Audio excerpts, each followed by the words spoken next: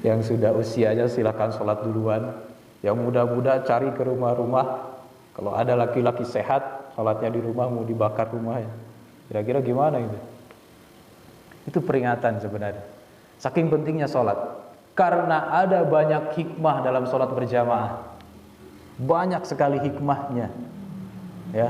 Yang pertama, disebutkan dulu pahalanya.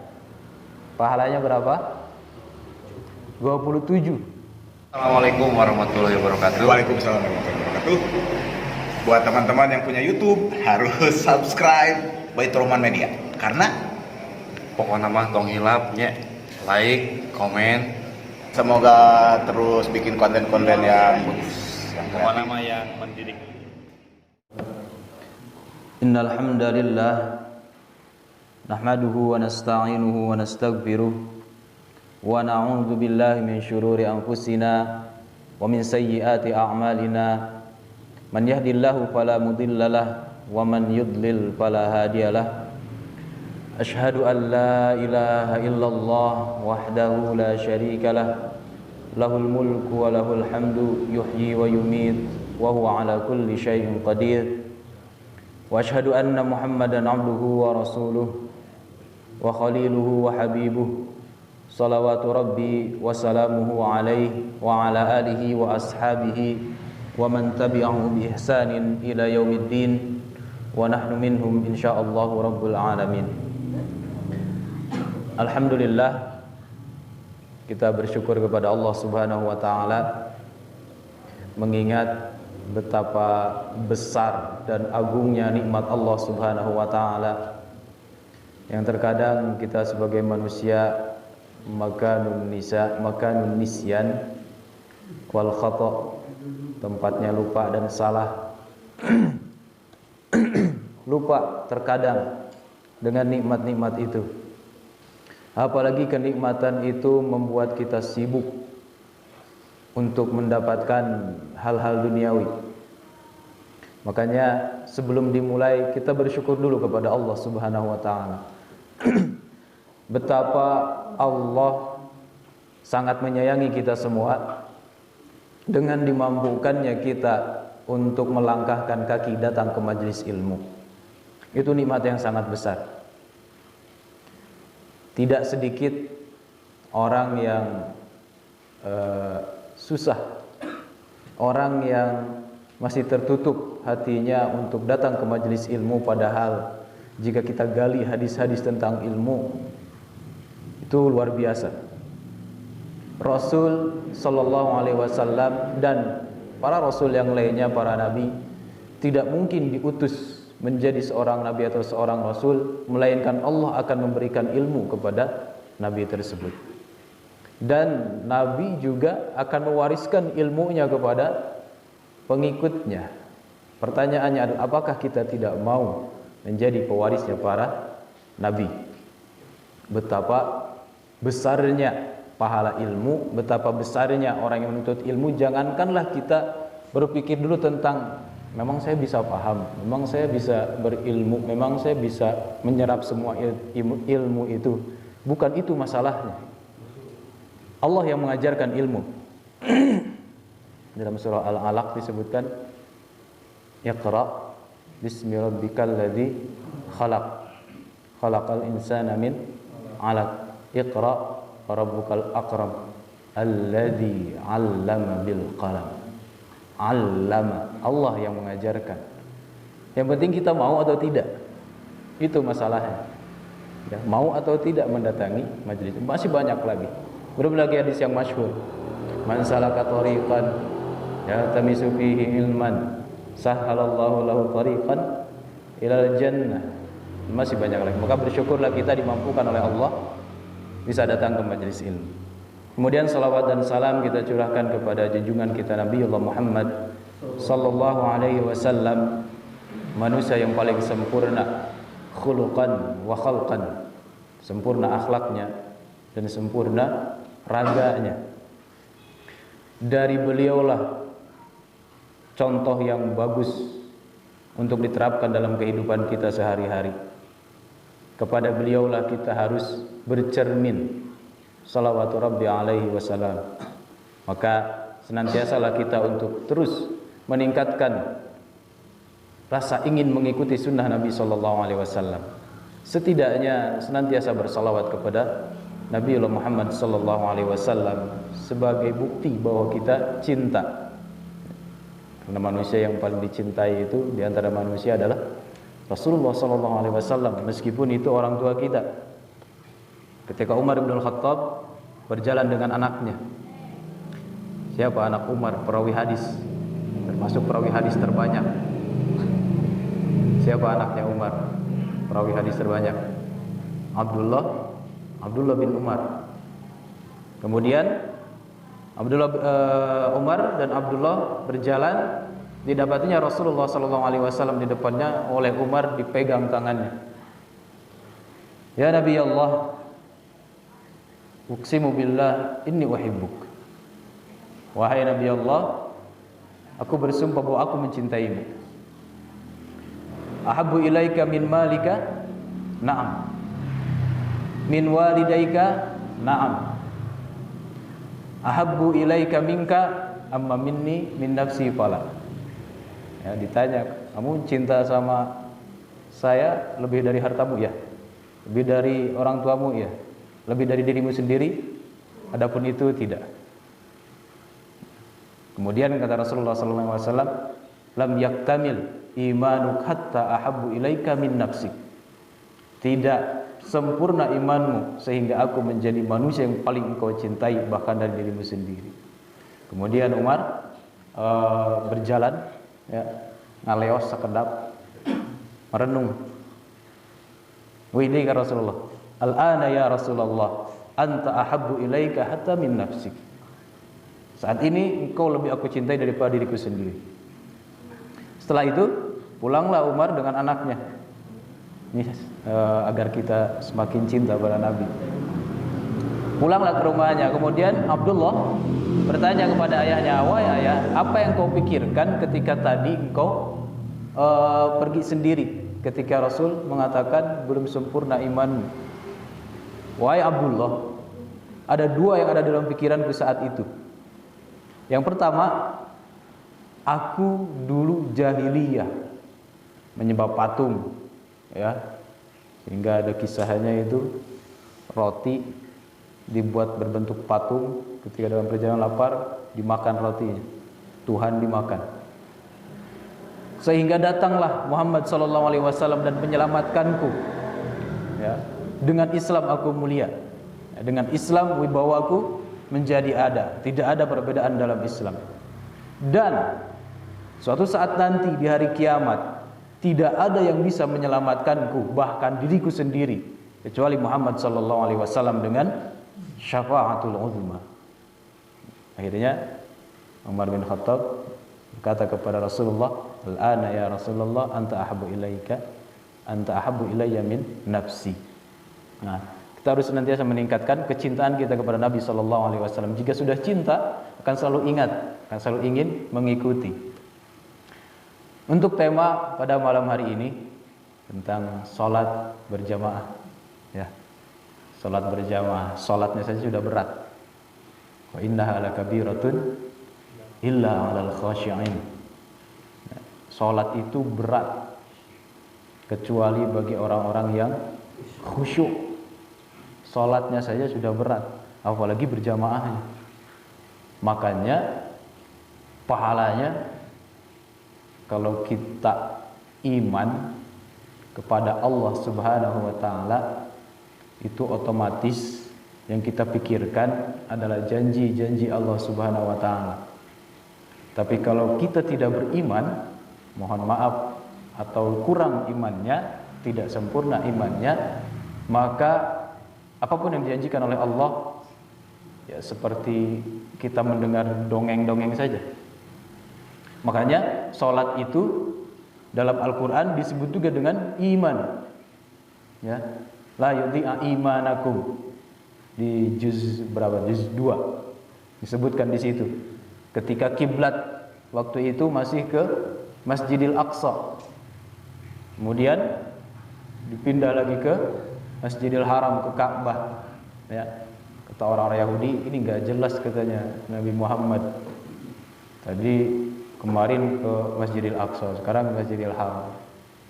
Jadi masalahnya bukan kemana menujunya, tapi kepada siapa kita akan nurut itu. Makanya ibadah itu pengertiannya adalah al-khudu wal id'an. Khudu merendah, id'an nurut. Karena tidak mungkin Allah memerintahkan sesuatu yang mencelakakan, tidak mungkin. Itu yang mencelakakan itu diri kita sendiri. Ya. Nah itu salat. Masalahnya adalah kemana kita menuju. Makanya syarat sah salat itu adalah diantaranya menghadap kiblat. Ya, kalau ada orang bilang menghadap ke barat, salah. Menghadap kiblat yang benar. Karena tidak semua orang di dunia ini menghadap ke barat.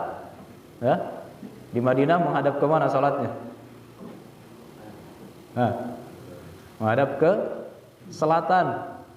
Di Yaman menghadap ke mana? Ke utara. Ya, makanya yang benar itu salat adalah menghadap kiblat. Al-qiblah, qiblah itu menghadap. Ya. Aqbala yuqbilu, menghadap. Makanya ketika salat itu harus benar-benar niatnya. Ya, karena kita sedang menghadap Sang Khalik. Kalau orang-orang salih tabi'ut tabi'in, apalagi para sahabat, dalam kisahnya ya, diantaranya ada Umar dan Abu Bakar radhiyallahu anhuma, mendengar azan saja mau wudu mukanya sudah merah. Kenapa? Ini sebelum masuk sholat jamaahnya, serangkan dulu sholat biar apa namanya, tertarik dulu betapa pentingnya sholat. Mukanya sudah merah. Kenapa? Karena dia tahu ini sebentar lagi saya akan menghadap Sang Pencipta yang menciptakan dia, yang menjanjikan sesuatu pahala yang baik, menjanjikan surga bagi orang-orang yang taat kepada Allah dan mengancam orang-orang yang maksiat kepada Allah. Ini kita sedang akan menghadap Allah, sehingga mukanya takut, ya, takut. Nah, ini sebagai bentuk kekhusyuan. Ya, salat itu kan salah satu media, media untuk bisa berinteraksi dengan Allah meskipun tidak seperti ngobrol dan lainnya. Tapi kalau kita ingin berinteraksi dengan Allah, salat dan baca Quran. Salat dan baca Quran. Ya, makanya di Al-Fatihah aja itu sudah besar sekali apa isinya. Makanya wajib dibaca itu dalam setiap salat. Ya, karena isinya sangat agung. Lihat domirnya saja, iyyaka na'budu wa iyyaka nasta'in ihdinas siratal mustaqim. Minta sama Allah itu interaksi, ya, mengobrol dengan Allah Subhanahu wa taala. Kalau kita tidak sungguh-sungguh, ya kembali ke ayat tadi sebenarnya.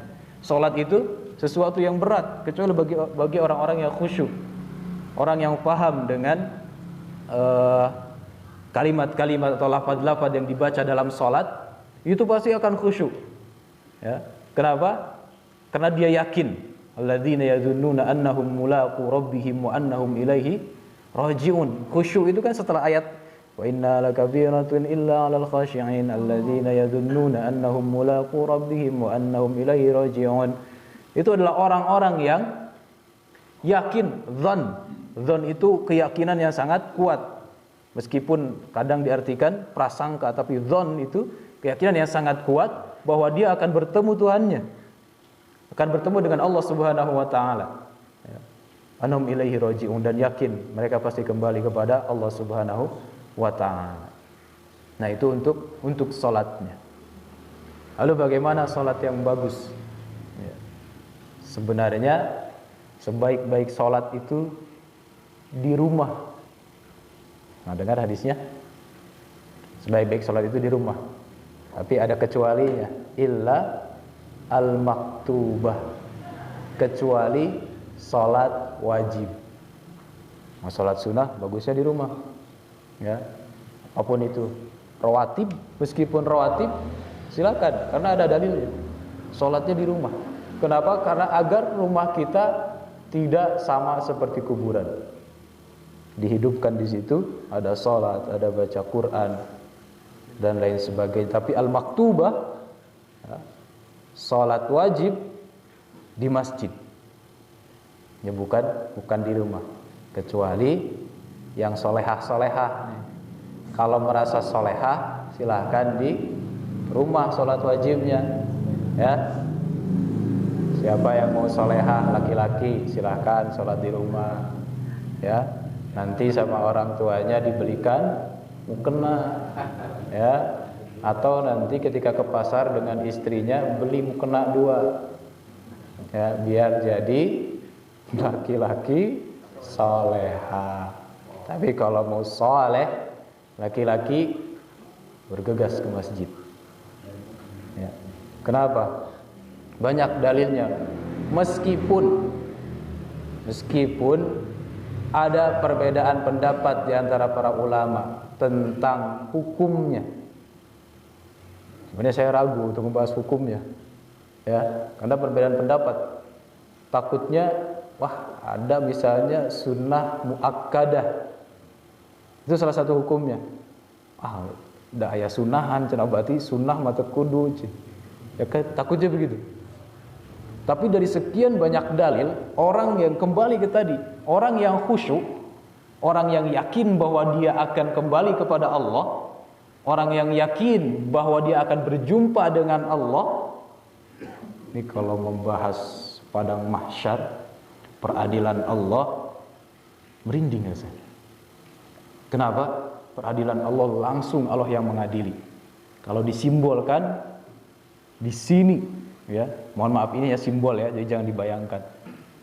Saya yang mengadili, dia yang diadili, dan Allah yang mengadili dia. Tidak ada satu perbuatan pun yang terlewat, ya. Nah itu, dari bayangan-bayangan itulah orang tersebut akan khusyuk, akan senantiasa, ya, segera menuju sholat.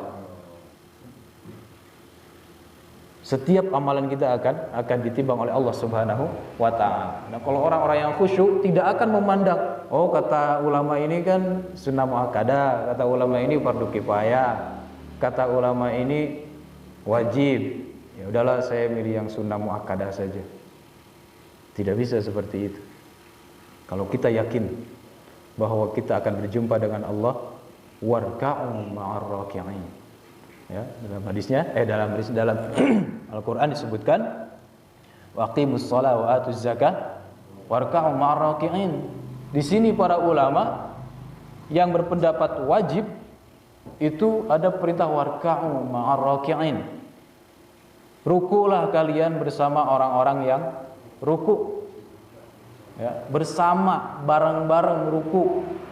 Di mana? Di masjid, bukan di rumah masing-masing. Kecuali tadi kalau ingin solehah, ya, kalau ingin solehah silahkan. Tapi kalau ingin jadi soleh, gentleman, maskulin, maco, ya kan? Ini kalau laki-laki harus digituin dulu. Kalau ingin gentleman, maskulin, maco, lihatlah siapa laki-laki yang memenuhi masjid. Tapi kalau misalnya suka olahraga, ya, angkat beban, naik sepeda, bulu tangkis, sepak bola, badannya kuat, tapi ketika Allahu Akbar, dia diam aja, tenang-tenang aja, malah main game. Wah, dipertanyakan tuh kegentlemanan, kemacoannya sebagai seorang muslim, ya. Kayak warka'u ma'ar raki'in. Kalau kita merasa bahwa ini perintah Allah, ibadah seperti yang saya sampaikan tadi, al-khudu' wal iz'an. Bagaimana kita merendah di hadapan perintah Allah dan nurut dengan perintah Allah Subhanahu wa ta'ala. Tidak melulu bayangannya ikhtilaf ulama. Ulama-ulama yang berikhtilaf saja mereka ke masjid terus, ya. Tidak mungkin mereka tidak ke masjid. Karena mereka hanya menyampaikan pendapat saja. Sama seperti, mohon maaf, karena di sini banyak mungkin mazhab Syafi'i. Mazhab Syafi'i kan minimal itu 3 helai atau 5 helai ketika membasuh rambut. Tapi sebenarnya Imam Syafi'i ketika membasuh rambut itu semuanya. Itu hanya pendapat saja dari Imam Asy-Syafi'i, sama seperti ulama-ulama yang berpendapat sunnah muakkadah, fardu kifayah. Ya, apalagi yang fardu kifayah enak kali ya. Kalau ada yang sholat di masjid, udah berarti gugur yang lainnya. Ya, misalnya ada yang adzan, yang qomat bertiga lah ya. Bertiga sholat berjamaah di masjid. Pas mau ke masjid, udahlah di rumah aja, udah fardu kifayah diwakilin gitu. Ini bahaya. Ya. Nanti lama-lama masjid kosong. Nah, ini tentang kalau kembali ke hukumnya. Jadi kalau kita merasa bahwa kita beriman, biarkanlah pendapat para ulama hanya untuk ilmu saja. Meskipun nanti ada turunannya. Ya. Kalau yang sakit, yang udzur bisa diizinkan untuk sholat di rumah. Ya.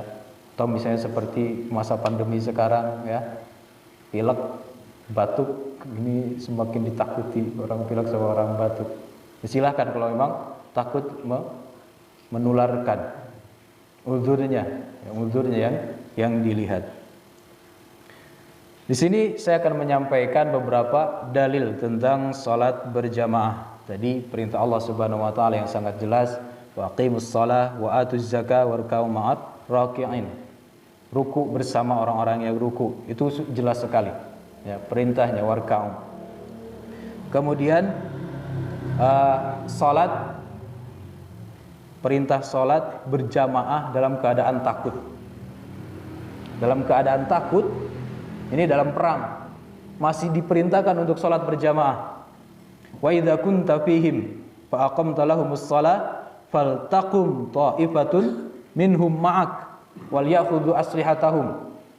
Dan apabila kamu berada di tengah-tengah mereka, para sahabat, ya, lalu kamu hendak mendirikan salat bersama-sama mereka, maka hendaklah segolongan dari mereka berdiri salat besertamu. Faltaqum ta'ifatun minhum, ya, faltaqum, berdiri ta'ifah, sebagian dari mereka bersamamu. Artinya disuruh berjamaah. Salatnya disuruh berjamaah, itu dalam keadaan perang loh. Makanya di belakang wal ya'khudhu aslihatahum. Dalam salatnya juga harus sambil memegang senjata. Saking pentingnya salat berjamaah bagi laki-laki. Masa kita yang tenang-tenang begini masih malas untuk datang ke masjid? Mau sampai kapan? Kita harus bersyukur di kota-kota besar PPKM, penutupan masjid, ya, pembatasan kegiatan masyarakat. Ada masjid yang ditutup, kita masih terbuka. Walhamdulillah. Apakah kesempatan ini akan dilewatkan? Apakah kesempatan ini akan dilewatkan? Umur kita tidak ada yang tahu. Bagaimana nanti kalau ditanya tentang kesehatan kita? Ditanya oleh Allah, kamu sudah dengar ceramah tanggal 1 Agustus 2021 tentang sholat berjamaah, meskipun ikhtilaful ulama tentang pendapat-pendapat sholat itu berbeda-beda, tapi kamu diberi kesehatan, diberi pendengaran, kaki masih bisa melangkah, ya, mata masih bisa melihat, masih bisa mendengar azan, tapi masih malas ke masjid. Ditanya oleh Allah Subhanahu wa taala jika tidak ada uzurnya, uzur yang syar'i, berhadapan-hadapan, ya, tentang nikmat-nikmat kita, jelas dalilnya. Jelas saja dalam surah dalam surah apa? At-Takatsur. Tsumma latus'alunna yawma idzin 'anil na'im. Pasti engkau akan ditanya tentang nikmat-nikmat itu. Ya.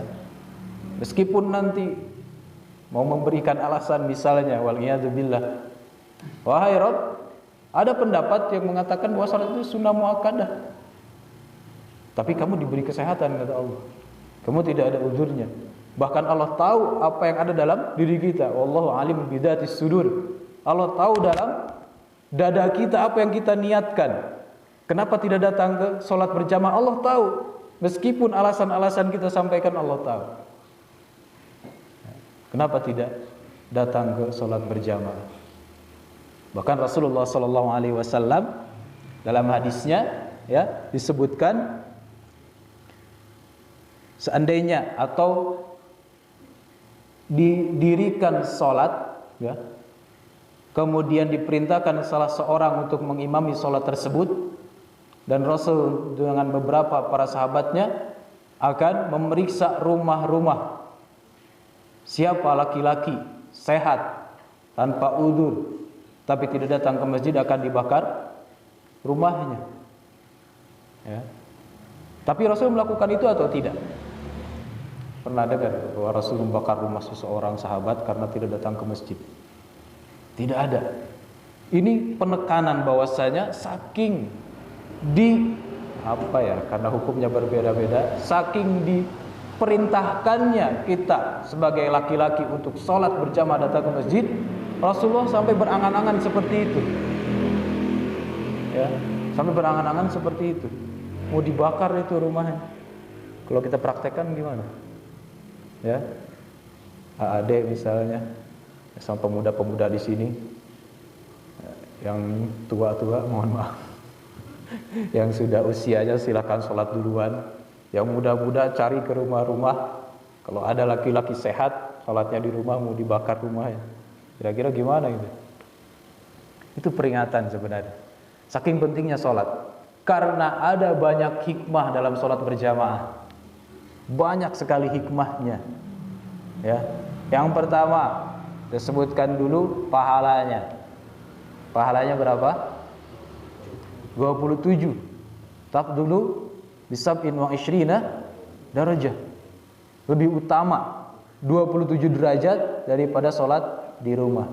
Nah, ini sebenarnya yang berpendapat bahwa sholat berjamaah itu sunnah muakkadah karena lebih utama. Berarti kan masih boleh kita sholat di rumah.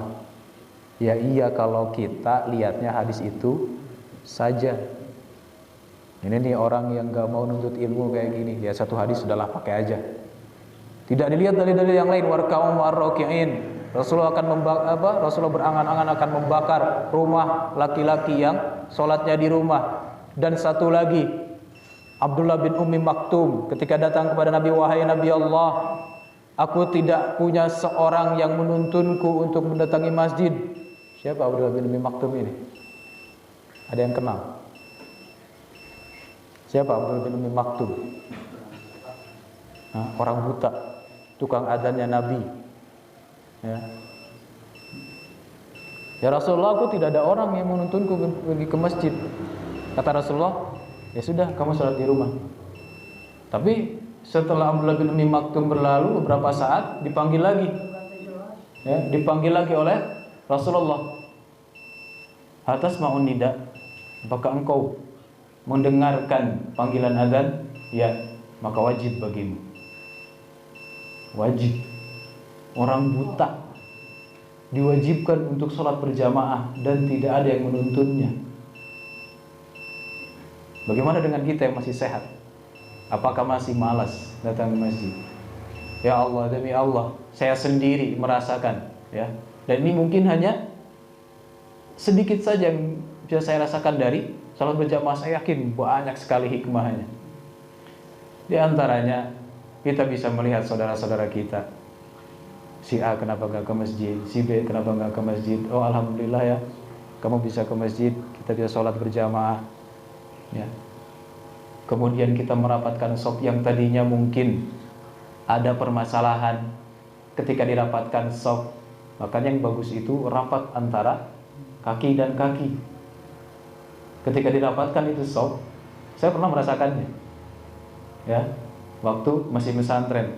Saya kesal sama orang itu. Tapi ketika dirapatkan sop, seolah-olah hilang itu rasa kesalnya.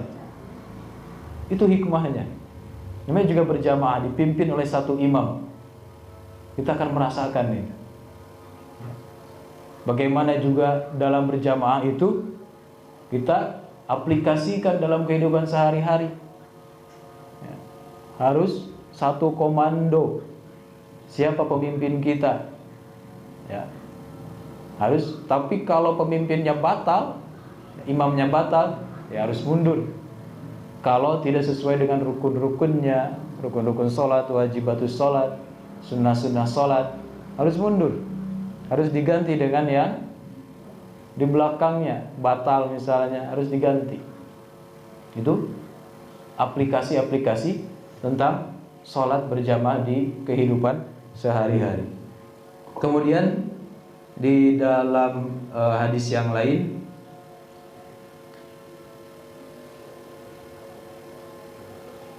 orang-orang yang senantiasa mengerjakan atau ingin mendapatkan kebaikan, yaitu harus senantiasa datang sholat berjamaah.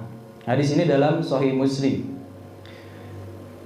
Man sarrahu an yalqallaha ghadan musliman falyuhafidh ala haula'is salawat haitsu yunada bihinna fa inna Allaha syara'a li nabiyyikum sunanal huda wa innahunna min sunanil huda walau annakum shallaitum fi buyutikum kama yusalli hadzal mutakhallif fi baitihi la taraktum sunnata nabiyyikum walau taraktum sunnata nabiyyikum la dhalaltum. Ini ngeri. Walaqad ra'aitana wa ma yatakhallaf anha illa munafiq ma'lumun nifaq aw marid walaqad kana ar-rajul yu'ti bihi yuhadi baina rijlaini hatta yuqam fis shaf. Artinya barang siapa yang ingin bertemu dengan Allah, lihat di awal hadis saja sudah diingatkan oleh Nabi sesuai dengan Al-Qur'an tadi. Orang yang mampu untuk menjalankan sholat terutama berjamaah adalah orang-orang yang khusyuk, yaitu orang yang yakin berjumpa dengan Allah Subhanahu wa taala. Di sini disambung lagi barang siapa yang ingin bertemu dengan Allah. Ingin. Di sini pada ingin bertemu dengan Allah. Siapa yang ingin bertemu dengan Allah? Kenapa? Kenapa ingin bertemu dengan Allah? Sudah bosan di dunia. Alasan saya ingin bertemu dengan Allah karena Allah itu satu-satunya zat yang maha sempurna dan kesempurnaannya itu tidak ada kurangnya. Bagaimana ada kurangnya kalau kesempurnaannya tidak ada kurangnya? Mustahil. Ar-Rahman, Ar-Rahim. Berkali-kali kita berbuat dosa, Allah tetap ampuni kalau kita ucapkan astagfirullahaladzim. Allah akan ampuni dosa kita kalau kita ikuti perbuatan dosa itu dengan kebaikan. Fabi ayyi ala'i rabbikuma tukadziban. Allah hanya minta jalankan perintah. Belum lagi Ghaffar, Syakur, banyak sekali. Man ahabba liqa Allah, ahabballahu liqa'ah. Barang siapa yang cinta, suka untuk bertemu dengan Allah, Allah juga akan cinta dan suka untuk bertemu dengannya. Barang siapa yang ingin bertemu dengan Allah di hari kiamat kelak dalam keadaan muslim, wala tamutunna illa wa antum muslimun, hendaklah dia menjaga salat 5 waktu dimanapun ia diseru kepadanya. Sungguh Allah telah mensyariatkan kepada Nabi kalian sunnah-sunnah yang merupakan petunjuk. Salat 5 waktu termasuk sunnah-sunnah yang merupakan petunjuk. Seandainya kalian salat di rumah, kalian sebagaimana orang yang tertinggal salat di rumahnya. Artinya karena sudah selesai di masjid, kalau salat di rumah saja. Atau sunnah muakkadah, salat di rumah aja. Padahal dia sehat. Atau fardu kifayah, sudah ada yang mewakili, sholat di rumah aja. Ini sama, ya, sama. Dia tidak sholat berjamaah di masjid, niscaya kalian akan meninggalkan sunnah Nabi kalian. Pertama yang dikhawatirkan, seorang laki-laki yang tidak mau pergi ke masjid sholat berjamaah tanpa udzur syar'i, dikhawatirkan dia akan meninggalkan sunnah Nabi SAW. Kemudian, seandainya kalian meninggalkan sunnah-sunnah Nabi kalian, niscaya kalian akan sesat. Ya, lawannya sunnah, bid'ah. Kalau sudah bid'ah, sesat. Niscaya kalian akan sesat. Dan saya melihat pada zaman kami para sahabat, ya, tidak ada yang meninggalkan sholat berjamaah kecuali orang munafik yang telah diketahui kemunafikannya. Jadi ada berapa tuh kekhawatirannya? 3. Orang yang meninggalkan sholat berjamaah di masjid tanpa udzur syar'i, dikhawatirkan akan meninggalkan sunnah, ya. Gimana mau sholat sunnah, sholat rawatib, sholat tatawwu, sholat duha, sholat tahajud, sholat witir, sholat berjamaah aja susah. Ini lama-lama tinggalkan sunnah. Kalau sudah meninggalkan sunnah, setan yang bekerja, bikin aturan-aturan baru, kemudian disesatkan oleh setan, dan akhirnya dia jadi munafik. Hatinya sesat, tapi karena dia malu dengan orang-orang di sekitarnya, sok alim, sok muslim, sok mukmin, itulah munafik. Ya, makanya bahaya. Ya. Harus semangat sholat berjamaah. Ancamannya besar, keuntungannya juga besar. Dan keuntungannya juga besar. Apa susahnya sih kalau kita sehat datang ke masjid? Itu yang berat, itu sebenarnya langkah pertama. Itu yang berat. Ya, langkah pertama. Tapi kalau kita a'udzubillah, hilangkan dulu itu bisikan setannya. Kemudian bismillah, melangkah kaki. Atau bismillah, wudu dulu. Ya, atau karena takutlah nanti setannya keburu kecepatan, ya, cepat-cepat bertindak. Udahlah, bawa sarung, bawa baju koko, bawa peci, langsung ke masjid. Ya, biar nggak berduaan sama setan. Langsung ke masjid. Di masjid, kalau sudah di masjid, malu dong kalau balik lagi ke sholat berjamaah. Ya, itu harus pinter-pinteran sama setan dalam hal melawan hawa nafsu. Nah, kemudian kalau dari tadi kan laki-laki terus nih. Untuk perempuannya gimana? Perempuan sholat berjamaah hukumnya apa? Ya, ada yang mustahabbah, ada yang bilang jaiz, boleh sholat berjamaah perempuan.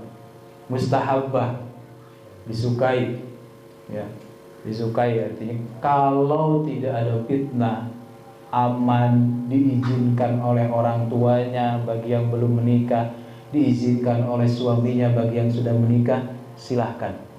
Dan bahkan jangan dilarang. Dalam hadisnya Abdullah bin Umar, kalau ada perempuan izin ke suami atau ke ayahnya untuk ikut sholat berjamaah, dan di situ tidak ada ancaman, tidak ada fitnah, tidak boleh dilarang. Ya, mustahabbah. Nah, kemudian ini juga merupakan peringatan bagi orang tua sekarang, anak-anak generasi sekarang. Kalau tidak dibiasakan sholat berjamaah, mereka akan jadi individualis, hedonis, egois, karena tidak tahu temannya, ya. Atau ketika main hanya dengan itu saja temannya. Tapi kalau dibawa ke masjid semuanya kenal, ini yang benci saya, ini CS saya, ya, ini yang suka ngasih makanan. Atau kebalik, wah ini yang sering saya pukul nih, ini yang sering saya palak nih. Jadi dia akan terus berbaur dengan anak-anak yang lainnya, ya. Tugas bagi kita semua. Kemudian kalau untuk perempuan silakan mustahabbah, ya, tapi izin dulu ke suami, orang tua. Dan suami dan orang tua jangan menghalangi kalau tidak ada bahaya atau tidak ada fitnah, ya. Nah, untuk terakhir sebelum saya tutup, untuk perempuan, kalau laki-laki kan berjamaahnya imamnya di depan. Nah, ini sering saya saksikan, perempuan juga imamnya di depan. Padahal yang diajarkan oleh Siti Aisyah itu satu shaf di shaf pertama di antara perempuan-perempuan yang lain. Karena saking dijaganya aurat perempuan, meskipun yang berjamaah perempuan semua, imamnya tidak boleh di depan sendirian, di tengah-tengah di antara perempuan-perempuan yang lain. Itu yang diajarkan oleh Siti Aisyah. Dan ini dilihat oleh Nabi Sallallahu Alaihi Wasallam. Kalau Nabi tidak melihatnya, bisa juga ini marfu, ya. Tapi dilihat oleh Nabi Sallallahu Alaihi Wasallam dan tidak ditegur. Berarti itulah yang ditakrirkan oleh Nabi Sallallahu Alaihi Wasallam ketika perempuan saja yang berjamaah. Ini mungkin yang bisa saya sampaikan pada kesempatan kali ini. Saya harap setelah ini semuanya semangat dalam sholat berjamaah, ya. Nah, sampai ditinggalkan sebelum datang penyesalan yang tidak ada obatnya. Yauma la yanfa'u malun wala banun. apapun alasan kita, apapun yang akan kita korbankan di hadapan Allah Subhanahu wa taala ketika pengadilan Allah, tidak ada yang bisa mengganggu gugat apa yang sudah Allah putuskan. Makanya kita kesempatannya sekarang, paling nggak ada PPKM di sini, kesempatan dengan disia-siakan. Bila ada salahnya saya mohon maaf. Astagfirullah li wa lakum. Dan ya. Oh, iya. Takut ada yang bertanya, pilih aya nu bade naros mangga bade dijawab geus kuring samampuna, paminta mampu moal dijawab. Mangga. Aya nu bade naros perkawis salat berjamaah. Assalamualaikum warahmatullahi wabarakatuh. Waalaikumsalam warahmatullahi wabarakatuh. Berjamaah itu kan lebih hemat berarti kalau berjamaah untuk saya pribadi saya bisa banyak jadi kita pilih contoh dari roda dan tidak roda paling sedikit bagaimana dua adegan ketiganya kunci tapi kan yang lebih berat geraknya anak hebat coba ada dan dulu ada nama barang kiamat biasa jam itu ada alam ada apa saya tanya dulu bagaimana cara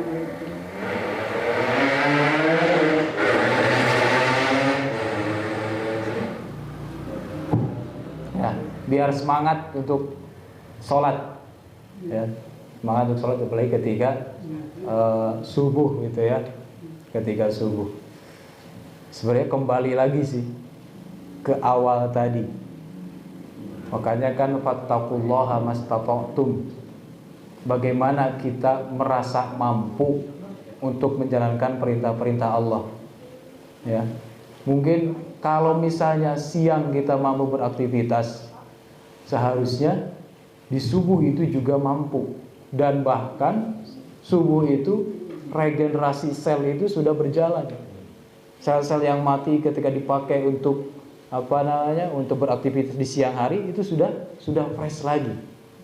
Ya. Nah sebenarnya itu godaan dari setan, dari iblis untuk malas ya, susah, kecuali karena memang penyakit ya. Penyakit bisa kalau subuh atau pagi-pagi itu nggak bisa gerak, itu beda lagi. Ya, itu kita rasakan sendiri sebenarnya. Kita rasakan sendiri dan kita akan mengakui sendiri apakah saya nggak bisa datang ke masjid ini karena benar-benar sakit, misalnya rematiknya kambuh, ya, di kakinya nggak bisa jalan, itu ma'fu, uzur. Tapi kalau kita lain tahu sendiri dengan semua itu, ya, atau dalam hati kita, aduh, nggak bisa ke masjid lah, ya, banyak pura-puranya biasanya. Tapi kembali ke awal tadi, kalau kita yakin dengan Allah Subhanahu wa taala dan janji-janji dan ancaman-ancamannya, bahkan mungkin kita akan memaksakan diri. Ya, intinya terus memperbaiki diri. Kemarin nggak bisa datang, usahakan besok untuk datang. Ya, diusahakan terus mastata'tum. Kita yang tahu dengan diri kita sendiri. Bagaimana kita caranya bisa bersemangat. Ya, bisa bersemangat untuk datang. Emang yang paling penting itu dalam hadis juga sholat isya dan sholat subuh. Ya, tanda-tanda itu kalau susah sholat subuh dan sholat isya. Nah itu sebagai penyemangat. Kalau kita tidak ingin dihindarkan dari sifat nifaq, munafik, subuh dan isya harus lebih semangat. Lainnya juga sama. Bayangin saja ya, ketika adzan itu bayangkan, saya ingin bertemu dengan Allah. Kalau kita cinta, sangat ingin bertemu dengan Allah di hari kelak dalam keadaan muslim, harus semangat mendatangi panggilan Allah. Ada lagi akhwat mungkin, muslimat, ibu-ibu, ada pertanyaan? Tidak? Atau yang lainnya?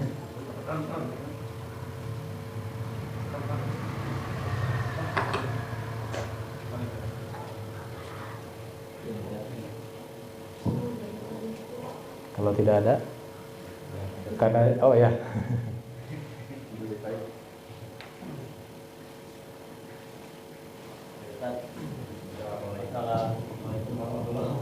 Waalaikumsalam warahmatullahi wabarakatuh. Masalah ini mengenai masbuk. Pernah mendengar ada yang di Ya. supaya apa namanya imamnya kode imam. Ada juga yang mengatakan cukup dengan takbir. Betul. Itu yang mana yang paling benar? Kalau yang pakai mic. Kalau yang saya pelajari dan yang saya baca itu ya memang ditepuk. Ya, memang ditepuk. Karena kalau bilang Allahu Akbar nanti dikira salat sendiri yang di belakangnya. Itu yang saya baca. Kalau di deretan depan udah penuh, Hah? pas kita di belakang Ya. kasih kode yang di depan itu gimana? Atau ada yang mengatakan bahwa kita itu takbir dengan keras atau dari toel? Ya. Sama. Ditoel karena kalau Allahu Akbar itu mengganggu imam. Mengganggu imam apalagi kalau misalnya yang depan ada yang goflah malaweng. Allahu Akbar. Dia ruku. Itu bahaya. Ya, ditepuk. Ditoel. Ya. Beda dengan ketika membenarkan imam. Kalau membenarkan imam baru dengan kata-kata subhanallah, itu yang diajarkan. Ya. Agar imam sadar. Tapi kalau Allahu Akbar, ini dulu saya juga pernah gitu. Ada teman saya ketika kuliah, ketika pesantren di Bogor. Itu kan ada tuh surat yang belakangnya, ayat yang belakangnya dhalin. Ya, selain surah Al-Fatihah. Ini teman saya ini nggak tahu ngantuk, nggak tahu kenapa. Dhalin, amin. Padahal itu surat yang lain, ayat yang lain. Nah takutnya begitu gitu ya. Allahu Akbar. Ada yang goflah, ada yang malah tiba-tiba dia ruku. Itu, ya. Jadi colek aja di toel. Kan nama diri kan Ya. masalah perempuan. Ya. Kalau kita ada imam itu sekolah dolim, kita terus perempuan menuruti amin itu kan? Mengikuti. Tapi ada yang mengatakan urat gitu. iya memang, tapi kan ini dalilnya idza qala al-imam al-dhalin faqulu amin. Perintahkan oleh Rasulullah. Masalahnya suaranya. Karena kembali ini yang disebut jam'u baina dalil lain. Digabung dua dalilnya. Di sisi lain diperintahkan untuk mengucapkan amin, di sisi lain suara wanita adalah aurat. Jadi ketika amin wanita pelan saja aminnya. Aduh, harusnya pakai mic ya. Ketika waladhdallin perempuan itu tetap amin. Karena diperintahkan idza qala al-imam waladhdallin faqulu amin, umum. Kembali kepada dalil yang lain bahwa suara wanita adalah aurat. Jadi ketika aminnya pelan saja. Ya, pelan saja. Yang besarnya biarkan laki-laki. Biar maco, laki-laki suaranya gede amin gitu. Tapi jangan abah atau ambil. Ya, seperti itu. Jadi jamu. Kita harus lihat dari dalil-dalil yang lain. Ada lagi?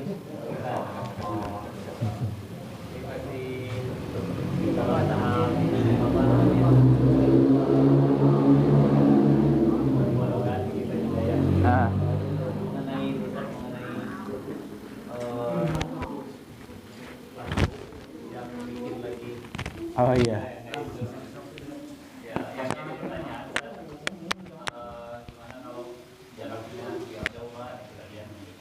Jarak apanya tuh? Misalkan kita, saya misalkan imam saja. Ya. Saya masuk. Sementara yang pertama yang bersama saya itu Telat juga. Terus ada yang Ikut lagi. Nah, yang saya baca dari Syekh Muhammad bin Shalih Al-Utsaimin itu mengatakan kalau imam pertama sudah selesai sholat dan di belakangnya ada makmum yang masbuk, itu yang di pendapat beliau yang datang baru itu bikin jamaah baru saja. Jadi tidak mengikuti imam itu. Bahkan yang sering kayak gitu juga sebenarnya iya. Terus nggak habis. Apalagi yang kanan masbuk, yang kiri masbuk, akhirnya ramai dalam sholat jaharnya. Nah ini memang harus diluruskan. Nah saya juga sebenarnya seperti itu ketika di Qurrata Ayun. Cuman ya itu harus PCM harus bisa disampaikan nanti sebenarnya. CM, PWM gimana nih? Nah, saya ketika melaksanakan itu kembali kepada istihsan. Meskipun saya juga gak takut-takut di dalam istihsan ini, karena kan santri namanya ya. Sholatnya ya bisa dibayangkan kalau anak-anak nggak tahu baca apa kalau belum belajar itu. Ya, jadi cepat. Nah, kalau kembali ke asalnya memang tidak ada. Kalau datang baru biarkan yang masbuk itu menyelesaikan sendiri. Ada yang baru bikin jamaah sendiri. Biar nggak kayak tadi. Ya, ini harus sampaikan nih. PCM, PDM harus bisa diatasi. Biar kita sesuai. Ada lagi? Saya juga harus ngajar jam 7:30 sebenarnya. Ya, mohon maaf ya. Ini saja mungkin yang bisa saya sampaikan, kurang lebihnya mohon maaf bila ada salahnya dan atau ada jawaban yang kurang pas dengan dalil ya. Kalau dengan hawa nafsu jangan. Dengan dalil tolong ambil dalilnya, jangan perkataan saya ini. Tanyakan lagi kepada ustaz-ustaz yang lain ya. Jangan puas dengan satu guru. Itu penuntut ilmu yang bagus, jangan puas dengan satu guru. Tanyakan lagi sehingga yakin. Bila ada benarnya maka pasti itu dari Allah Subhanahu wa taala. Mudah-mudahan kita diistiqomahkan dalam kebenaran itu.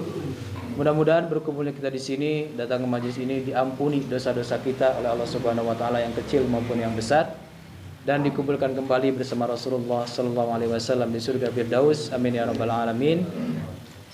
Billahi taufiq wal hidayah. Wassalamualaikum warahmatullahi wabarakatuh.